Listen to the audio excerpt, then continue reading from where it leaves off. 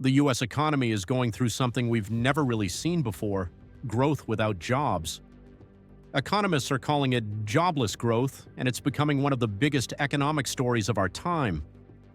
On the surface, the numbers look amazing.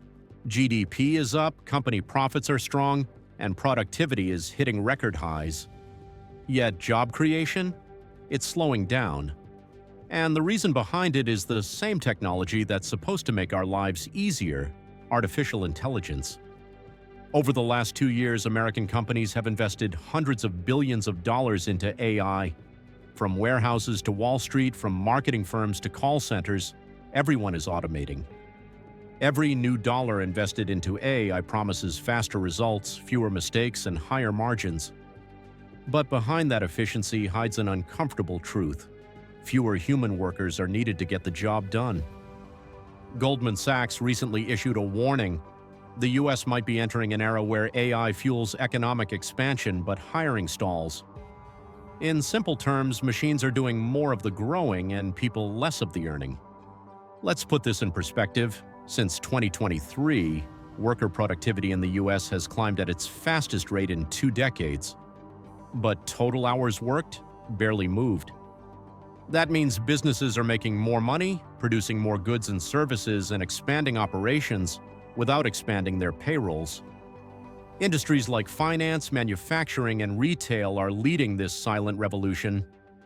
In factories, robotic systems are performing tasks that used to require hundreds of workers. In offices, generative AI tools are handling everything from customer service emails to legal paperwork. JP Morgan CEO Jamie Dimon has said publicly that AI could replace thousands of back-office jobs within the decade. IBM went further, freezing thousands of hiring positions entirely while it tests how many roles can be automated. Even in creative industries, the shift is visible. Marketing teams are using AI to create ads. Law firms are using AI for document review. Real estate companies are using predictive AI to forecast market shifts and price homes. Across the board, AI is doing more, and humans less. That's what some economists call the Great Decoupling. For the first time, economic growth and job growth are moving in opposite directions. It's a strange picture. The economy looks strong in reports, but millions of workers feel left behind. Profits rise, but wage growth stalls. Stocks climb, but job openings decline. And here's what makes this different from past industrial revolutions. When machines replaced physical labor during the industrial age, new industries were created, from railroads to steel to cars. When computers replaced clerical work, they gave rise to coding, IT, and digital marketing. But AI is different because it's not just replacing physical effort, it's replacing cognitive work, the kind of thinking and analysis that millions of people built careers on. New jobs are emerging, of course: AI engineers, data scientists, prompt designers, AI auditors, and ethics experts. But those roles require specialized education and technical expertise. For a warehouse worker, a sales associate, or a customer service rep, the transition isn't simple. It's not just about retraining, it's about reinventing yourself entirely. Some companies are realizing this and trying to adapt. Deloitte has launched an internal AI academy to train employees in new digital tools.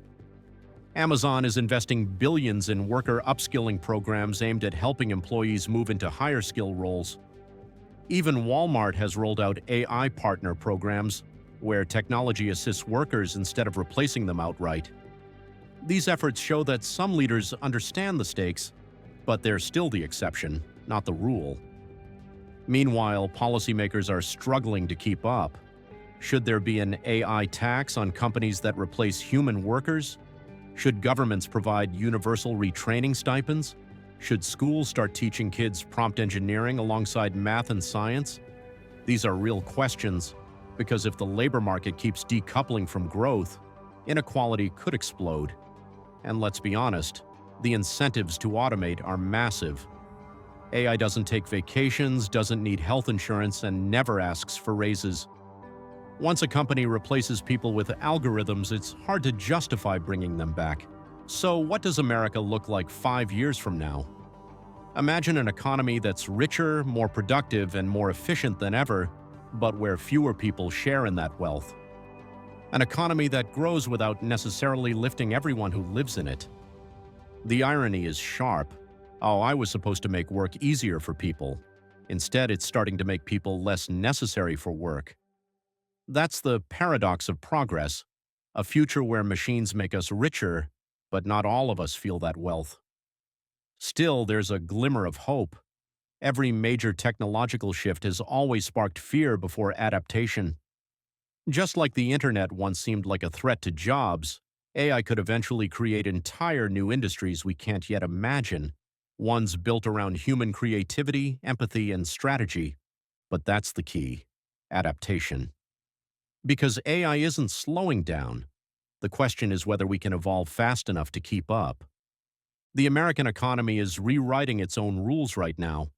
The growth is real, the innovation is incredible, but the balance between progress and people has never been more fragile. The AI revolution isn't just transforming industries, it's transforming what it means to work, to earn, and to matter in the modern economy. The real question is this: in a future powered by machines, who will still have a place in the story of human prosperity?